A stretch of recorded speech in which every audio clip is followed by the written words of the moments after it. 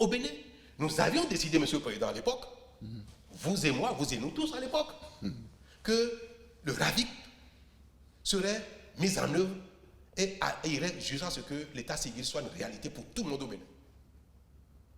Donc j'ai continué votre œuvre, Monsieur le Président, en essayant de pousser le RAVIC le plus loin possible.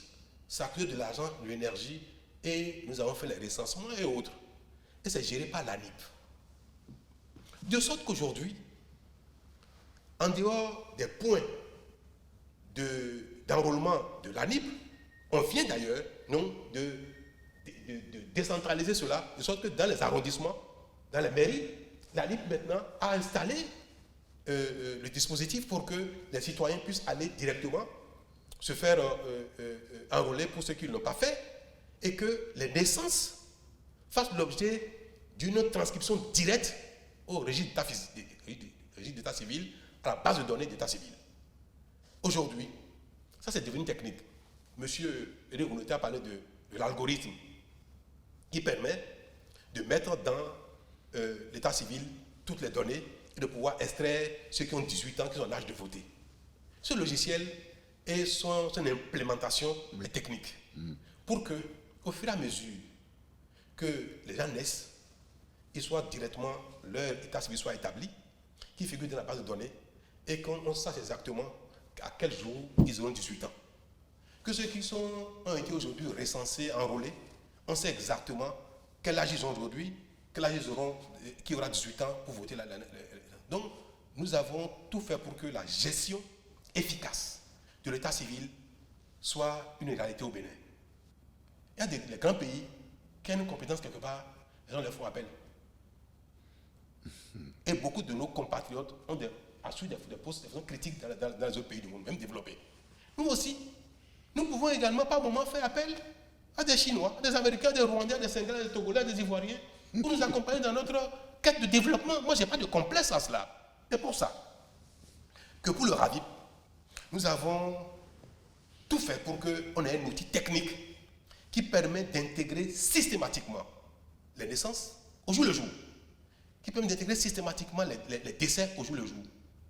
Aujourd'hui, l'outil est presque parfait. Parfait n'existe pas, mais l'outil est techniquement opérationnel. Il faut maintenant comment mettre en place les outils d'exploitation, qui également est un dispositif technique. Et je voudrais que les partis politiques, UP, BR, FCBE, démocrates, nous fassions la sensibilisation partout pour dire, aujourd'hui, l'état civil est quelque chose, l'acte de naissance se fait automatiquement. Si quelqu'un est né à la maison ou n'importe où, il faut le déclarer pour qu'il soit pris en compte. Si quelqu'un décède, il faut déclarer le décès.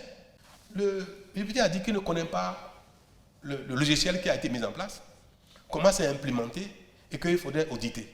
Personne n'a mandaté l'ANIP pour tripatouiller la liste électorale. Personne. Donc je suis favorable à un audit de la liste d'état civil, de registre d'état civil, de la base de données. Je suis favorable à auditer, à voir si le logiciel est performant, s'il a été bien implémenté, pour voir si la prise en compte des naissances, des décès, de l'évolution des âges est automatique sans qu'il n'y ait dans une localité, sans que quelque part on dise « Ah, telle personne, ils sont connus comme étant démocrates ou BR ou UP. » Il faut que, sachant cela, qu'on les enlève de la liste. Ces choses-là, je ne pense pas que c'est possible, soit possible. Et le Bénin n'est plus à ça près. Le Bénin a tout évolué, n'est-ce pas, monsieur le Président? Le Bénin, voilà, n'est plus à ça près. Donc le fait de remettre en cause la liste électorale, je trouve que c'est une manière également de dégrader l'image du Bénin. Si nous voulons faire une telle démarche, il est souhaitable que ce soit l'affaire de tous les partis politiques. Peut-être ceux qui sont représentés à l'Assemblée nationale qui seraient représentatifs. Ceux qui veulent s'associer à vous, vous avez la garantie que l'État va donner les moyens, si vous n'en avez pas, si vous ne voulez pas cotiser. Vous avez la garantie que moi, l'ANIP peut défendre l'exécutif. Ils seront instruits dès demain pour se mettre à votre disposition pour les audits selon ceux qui veulent bien.